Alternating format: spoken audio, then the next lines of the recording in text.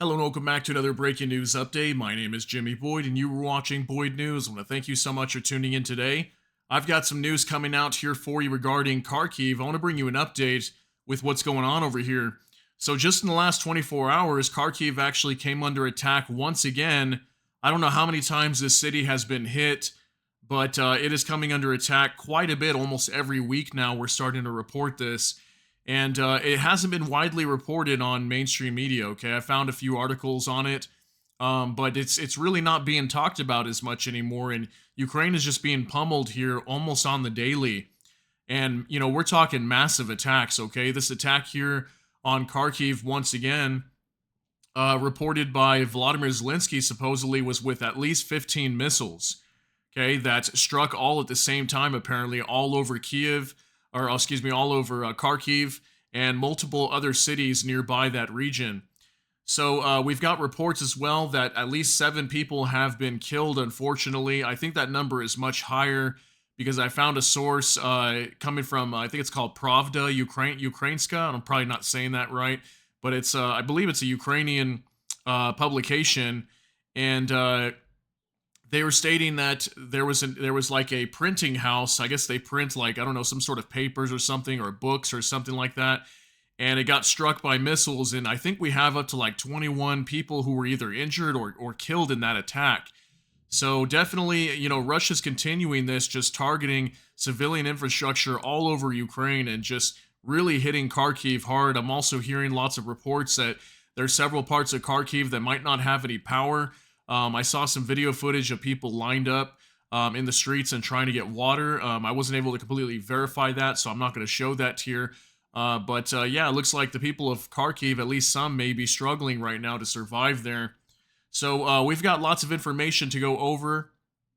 We're going to go ahead and get right into this. Also, I just want to note here too, real quick, that apparently the missile systems that were used were the S-300.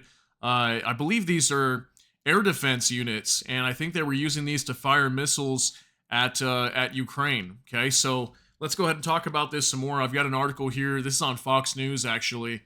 Russian missile strikes kills 7 civilians in extremely cruel attack on Ukraine's Kharkiv. Kharkiv, located near the Russian border, faces increased threat as Russian troops advance in the region. So regarding that real quick, when it comes to the Kharkiv region and this whole attack that's taken place over the last week and a half, just a quick update is, as far as I know, the Russians are still pushing forward. I haven't heard if they've taken any other villages. And then a quick update on Vovchansk. I've been talking a lot about that town. Most people have evacuated from there, and it's gotten completely leveled, okay? I've seen pictures and video footage. That town is just completely destroyed already, and the Russians are starting to move into Vovchansk. I don't know if they've taken it yet, but they're advancing on it as of today, May 23rd, 2024. So it says right here, Russian missiles slammed into Ukraine's second largest city in the northeast of the country and killed at least 7 civilians early Thursday, officials said, as Kiev's army labored to hold off an intense cross-border offensive by the Kremlin's larger and better equipped forces. At least 16 people were injured, and S-300 missiles struck the city of Kharkiv. Regional Governor Ole Sinubov said the sound of 15 explosions reverberated around the city of some 1 million people. Ukrainian President Vladimir Zelensky called the attack extremely cruel. He expressed renewed frustration at not getting enough air defenses systems from the country's Western partners to prevent the barrages after more than 2 years of unrelenting war. So, yeah, that's once again, we keep hearing this from Vladimir Zelensky that they need air defense systems because they're not allowed to strike inside of Russia. So if they can't strike Russia when they're launching these attacks onto Ukraine, then they need more air defense systems, and they don't even have that. He said they need at least 2 more Patriot batteries in the region of Kharkiv. So, in order for them to stop these attacks, that's what they need. City of Kharkiv, which is the capital of the region of the same name, lies about 12 miles from the Russian border. Moscow's troops have in recent weeks captured villages in the area as part of a broad push, and analysts say that they may be trying to get within artillery range of the city, and that would be really bad if they got within artillery range of Kharkiv. That'd be horrible. Okay, Kharkiv would be devastated if they were able to get close enough. And if you weren't aware of this, Kharkiv is not really that far away. It's only like tens of kilometers away, not even 100 kilometers away from the Russia border. And they wouldn't even have to get maybe halfway to Kharkiv to be able to start attacking using artillery, maybe a little bit closer. So it says here, in what is shaping up to be Ukraine's biggest test since Russia's full-scale invasion in February 2022, outnumbered and outgunned, Ukrainian forces are being pressed at several points along the about 600-mile front line that snakes from north to south along the eastern side of the country. With Ukraine short of air defenses and waiting for more Western military support that recently started trickling in, its army has been pushed backwards in places while Russia has pounded its power grid and civilian areas. Kiev endured further power outages Thursday. Ukrainian Foreign Minister Dmytro Kuleba said the attacks underscored the country's urgent need for more U.S.-made Patriot systems to defend its skies. Germany recently pledged one of the missile systems, but getting 6 more as soon as possible remains critical not only for Ukraine's survival, but for peace in Europe. Kuleba wrote on the social media platform X. Zelensky said the main hotspots in recent fighting have been in Kharkiv and the neighboring Donetsk region, where in February Ukraine's defenders withdrew from the stronghold of Avdiivka. For the Kremlin, taking control of all or partially occupied Donetsk is a war priority. So I did hear something about Donetsk that I just want to share real quick. I believe it was in this region. I may be wrong.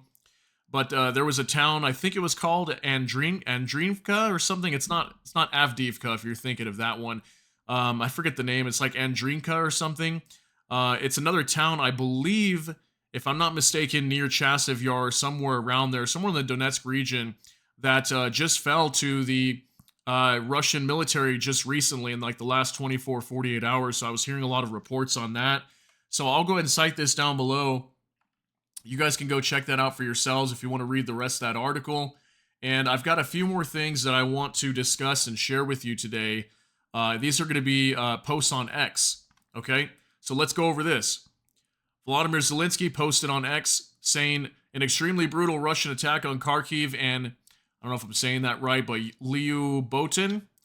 According to preliminary data, Russia launched 15 missiles at once. Unfortunately, there are casualties. Emergency services have already arrived at the scene of the attacks, and all those injured will receive the necessary assistance. Russian terrorists are taking advantage of Ukraine's lack of sufficient air defense protection and reliable capability to destroy terrorist launchers and their exact locations, which are close to our borders. And this weakness is not ours, but the world's, which has not dared to deal with terrorists in the way they deserved for 3 years. Terror must lose everywhere, under any conditions, and on all continents. This is our shared responsibility, that of everyone in the world who has the ability to protect life from terror. Ukraine is doing everything it can. I'm grateful to everyone who is helping us, but we need more determination, especially from world leaders. So here's like a firefighter inside of a building. I don't know if this is the printing house that was destroyed. It was like a printing manufacturing building. I don't know if they make books or what they make there, but some sort of printing facility that was hit and by multiple missiles, I believe, and completely destroyed, caught on fire. I'm not sure if this is what we're looking at, but this looks like some remnants of some sort of attack in the Kharkiv region or somewhere in Ukraine. So next, I want to show you this as well. This is from Alexander Sherba. This is what it looks like when a heavy aviation bomb strikes in the middle of the big city. Not a single military object around, and yet Russians would once again babble about a surgical strike. So this video is going to show us, actually, from what I understand, this is a fab bomb. These are glide bombs that are dropped from aircraft, and they're starting to produce a lot of these, like Fab 500s, Fab 1500s, and Fab 3000s, I believe. I did a whole video on this a little while back when Sergei Shoigu was traveling throughout their facilities in Russia, showcasing them building these bombs. And these are very powerful and devastating bombs. So let's go ahead and take a look at this. I don't think there's any sound, but we'll see this bomb drop right over here when this yellow car starts passing. There it is right there. I don't know what size bomb that was. Might have been like a Fab 500. It doesn't look too powerful because I've seen some of the Fab 1500s and the 3000s, and they appear to be much larger of a strike than that. So I'm not sure what the objective was here, but they definitely destroyed something there. Looks like there was a building right there too. I don't know what that building was used for. Maybe there was a reason why they struck that. But we've been seeing a lot of this, especially in the Kharkiv region. Lots of these glide bombs being used in this region, completely devastating and destroying the region of Kharkiv. So I wanted you to see that. And also, this is going to be a video up next from Oriana. I don't know how to say that. We'll call her Oriana. Okay, and it says Kharkiv today. So we've got a video here of a lady holding her baby, and I believe there's a bomb that comes in and it scares them when it explodes. So let's take a look at this. Стой.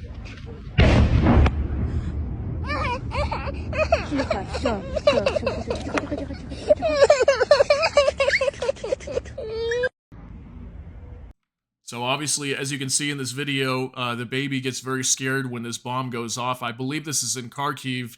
This is a video that's surfacing all over X right now, and it's starting to trend. So yeah, we know that there were lots of attacks inside of Kharkiv here in the last like 24 to 36 hours.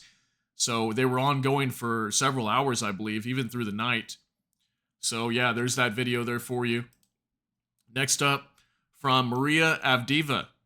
Okay, it says at least 10 explosions have rocked Kharkiv. I was planning to record an update, but now taking cover nearby. Stay safe, everyone. So we got a 7-second clip. She was about to record an update regarding Kharkiv, and then an explosion goes off in the background. So let's take a look at this as well. Hello everyone, a quick update from Kharkiv for you. Hello everyone, a quick update from Kharkiv for you. Just wanted to play that twice for you in case you missed it. It's such a short clip. But yeah, you know, she's just walking through the town ready to do an update on Kharkiv and let people know how things are going. I do notice there's some lights here that are working, so it doesn't look like there's power outages completely in the city, but maybe there are in some areas. I'm not sure. And yeah, she's just walking along, and then all of a sudden, explosion going off from a bomb coming in. Probably another one of these glide bombs that Russia was launching in Kharkiv. So absolutely insane what we're seeing here. Finally, I've got one last piece of news here for you from Ukrainska Pravda in English. I'm probably saying that wrong. My apologies, but we'll say Ukrainska. So it says number of casualties following Russian strike on Kharkiv printing house rises to 21. So see, that's why I was saying I think the number of casualties may be a lot higher than what Fox News is reporting, considering they were saying that there was 7 people that were killed here in these attacks. These numbers obviously are probably projected to rise much further, maybe as time goes on. So maybe this is a newer report here from Ukrainska Pravda, and yeah, I've actually used their publication many times with reports talking about things going on over there. So yeah, absolutely horrible, guys.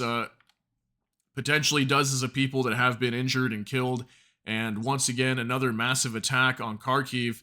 Also, we had reports too that there was like a school that was hit. I think this might be a school too, this picture that we see here in the photo. There were schools that were hit, and also hospitals, I believe, as well. I think actually, excuse me, this is supposed to be the hospital from what I understand. This may be a hospital that was hit, and we know that a school was also attacked and destroyed as well. So I'm not really sure what these objectives are with Russia, other than just to completely destroy the country of Ukraine. And I've been reporting this long enough now to say with confidence that I don't think Russia's objective really is to just go after military targets. That clearly we're seeing lots and lots of civilian infrastructure being attacked, and I've reported this numerous times. So absolutely horrible what we're seeing over here, and I pray for the people of Kharkiv, and hopefully at some point this war comes to an end, and the people of Kharkiv can live in peace and not have to worry about bombs coming in every single week in their town. You know, just imagine living there, or living anywhere really, where you got to worry about a missile coming in onto your house or your school or your hospital or wherever you're at. You're basically not safe at all, because, you know, the Russians can easily just bomb Kharkiv whenever they want, and they're continuously doing this almost every week. So yeah, let me know what you think below regarding this update on Kharkiv. That's going to be it for this update, though. If you got something out of this, please smash that like button. And also, if you enjoy my content, please consider subscribing down below. Hit the notification bell. That way YouTube can notify you. And with that, I hope you all have a great day. Everybody take care and God bless. And we'll see you in the next one.